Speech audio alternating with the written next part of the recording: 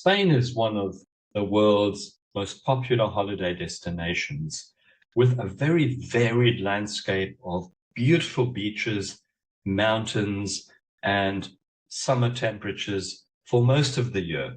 Now, if you're a digital nomad or a pensioner, you might have even considered making Spain your permanent home.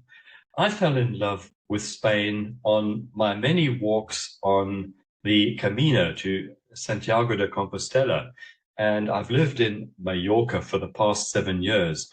So I'm going to give you a rundown of the major plus points of living in Spain and what I find is one of the major disadvantages. So let's start with the good news. Spain's lifestyle, culture, and cost of living makes it so attractive. It has a relaxed pace of life with a genuine emphasis on work-life balance. There are rich traditions, colorful festivals, and there's this stunning historic architecture.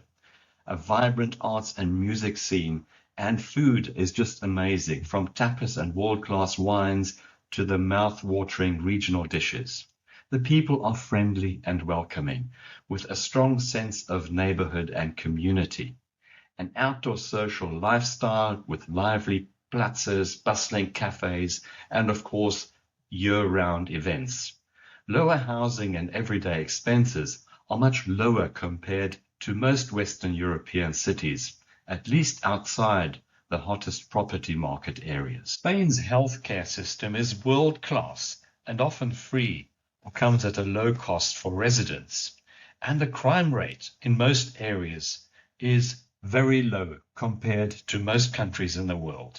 There's a real sense of safety. Another big plus point is Spain's accessibility, with cheap budget flights to most European destinations and an excellent high-speed train network. And for many newcomers, there's an added bonus in certain areas, especially the Balearic Islands, where you'll find large, well-established expat communities, Germans, Brits, Scandinavians, Americans, and others who have bought homes here, making it easier to integrate and to find like-minded friends. But because no place is perfect, let's look at the other side of the coin. In the hotspots like Madrid, Barcelona, and Palma de Mallorca, property prices, especially rentals, have skyrocketed, increasing social pressures and the animosity towards foreigners. And then, of course, there is the seasonal overcrowding in the popular holiday months of July and August, with popular coastal towns and cities that can feel swamped by people with rising prices and the limited housing availability.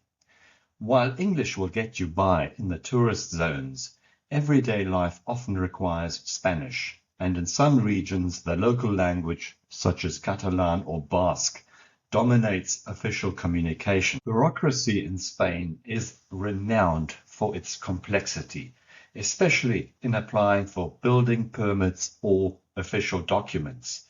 They can be painfully slow, requiring multiple visits and just mountains of paperwork. And now let's get to the other one major disadvantage I wish I had known before making my move to Spain. Now, if you plan to become a tax resident, something that happens automatically if you spend more than 183 days a year in the country, pause and think carefully. Spain's tax system can be a real nightmare, especially for the self-employed and digital nomads earning most of their income from abroad. And here's the reality. In Portugal, there's a simplified system for calculating business expenses. Not so in Spain. The tax authorities can take an extreme position, something I've personally experienced, of equating your total turnover with profit, refusing to acknowledge any business expenses at all.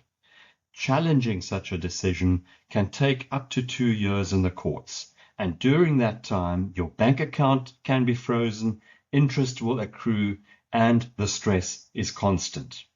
To make matters worse, Spain's tax rules vary between provinces, creating a patchwork of regulations that's battling even for locals. Without a highly skilled, proactive tax advisor, you can quickly find yourself overwhelmed and in a real quagmire. So yes, Spain has so much to offer with its lifestyle, relatively low cost of living, its beautiful weather. But if you think Spain is a low taxation country, you are wrong. And if you want to make Spain your main home base, I think you should think twice. The taxman is relentless.